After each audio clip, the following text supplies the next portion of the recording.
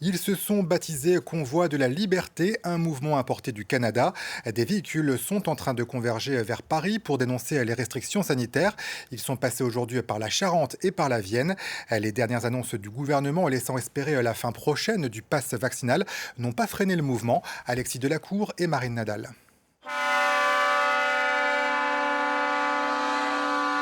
Sous un concert de klaxons, une cohorte de voitures et camions sur la Nationale 10 entre Poitiers et Angoulême. Plusieurs centaines de manifestants sont partis hier du sud-ouest. On a entendu le convoi de Bayonne, qui arrivait de Bayonne, du Pays Basque. Et après, on les a rejoints et on s'est tous retrouvés à Bordeaux.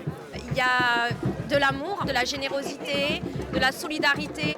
Parmi les manifestants, des gilets jaunes et de simples citoyens. Certains brandissent le drapeau canadien en symbole de leur opposition aux restrictions sanitaires.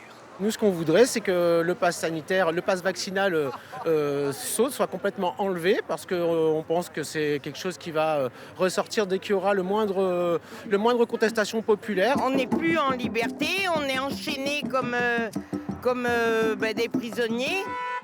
L'objectif du cortège, rallier Paris, où tous les convois de France sont attendus ce week-end. Le rassemblement a été interdit par arrêté préfectoral, mais certains manifestants n'ont pas l'intention de changer leur plan. À partir du moment où on est dans une dynamique de mobilisation, il faut qu'elle soit soutenue et il n'y a pas de raison de lâcher, quoi. Le convoi est passé par Poitiers en fin d'après-midi. Il fera halte ce soir à Jouer-les-Tours.